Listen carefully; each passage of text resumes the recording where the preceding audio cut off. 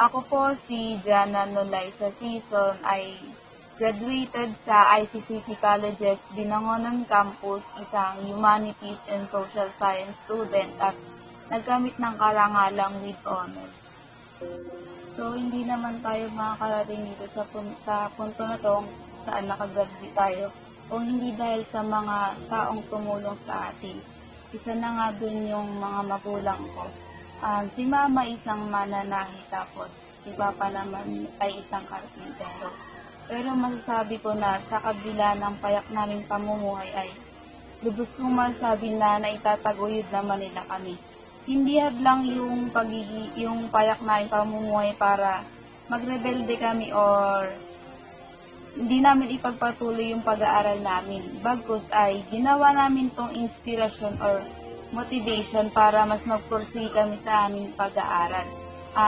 Siyempre, hindi naman tayo, ay dumarating din tayo sa punto na minsan nagiging pasaway tayo sa kanila. Pero sa kapalit ng pagiging pasaway na yun ay yung pag-aaral nating mabuti para masuklian natin yung pawis at pagod nila para mabigyan tayo ng mabuting kinabukasan. So, bago ko po makamit yung karangalang aking nakamit ngayon, siyempre dumaan din po ako sa iba't ibang suliranin. Bilang isang yung student po, nakaranas po kami ng maraming tula or maraming essay na pinapasa. Then, mga projects na mga videos, movies, theater plays. Then, minsan dumadaan po kami sa point na nakakapunta sa ibang lugar para lang makapag-video or shooting din. Araw-araw may practice para sa theater play. Then, dumating din sa point na yung sobrang pagod dahil pagkatapos namin ng immersion, nagpa-practice kami ng sayaw, then inaabot na kami ng gabi para lang makakapag-practice ng sayaw pagkatapos ng immersion or pagkatapos ng school namin. Pero masabi ko na yung pagod na yon ay naging worth it kasi nakatanggap naman kami ng mataas na grade. Then, Then, meron ding mga times na minsan nawawalan ng baon kasi ang halos lahat ng subject ay mayroong mga handouts na binabayaran para xerox or pwede rin sa mga pinapaserok na mga activities, paperwork, or sa mga projects. Tapos, dumarating din tayo sa point na merong mga taong nanghihila sa ating pababa. Pero, huwag natin silang pansinin, bagkus ay gawin natin silang motivation para mas umangat tayo. Yung motivation ko para makuha yung karangalang ito is una yung mga magulang ko. Sila yung unang naging motivation ko ginawa ko motivation para makuha ko to dahil gusto kong suklian yung mga pagod at hirap na binigay nila para matutusan yung pag-aaral ko. Pangalawa, yung mga taong nakapaligid sa akin na palaging nandyan through my ups and downs. And then yung pangatlo, yung mga taong humihila sa akin pababa. Sila yung kumbaga masabi kong naging motivation ko. Dahil gusto kong malaman nila na kaya kong gawin yung mga sinasabi nila hindi ko kayang gawin.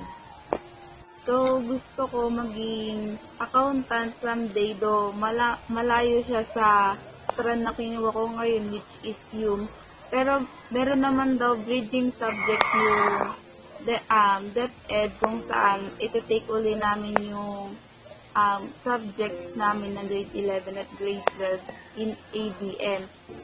Accountant kasi, siguro na-influensyahan ako ng pinsan ko or ng mga kapitbahay namin na nag-take ng BSA.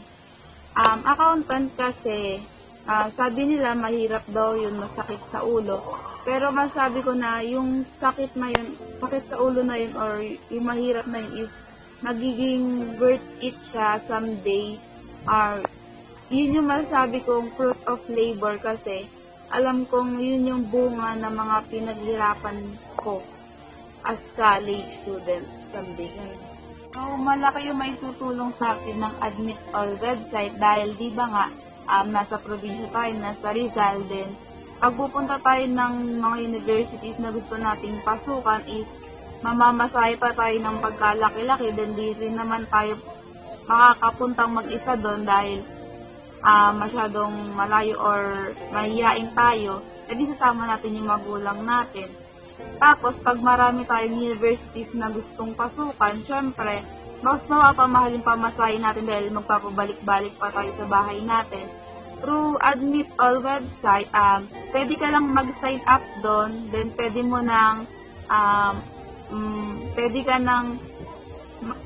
makita yung mga universities na gusto mong pasukan. Less hassle siya sa pagpila ng mahaba, then hindi mo na kailangan makipagsiksikan sa ibang estudyante para lang makapag-inquire. Sa Admit All website, pwede mo na makita doon yung mga universities na maaring mong pasukan din. Pwede kang magtanong doon about sa mga requirements nila, then pwede ka pang maka-avail ng discount. So, useful talaga siya sa mga kagaya nating grade 12 students na graduate ngayong 2018. So, paano ko ba recommend tong Admit All website or Admit All company? Sa mga nakapanood naman ng video kanina, nasabi ko naman na sobrang useful nitong Admit All website na to dahil less hassle to sa mga mag-i-inquire sa mga university na gusto nilang pasukan.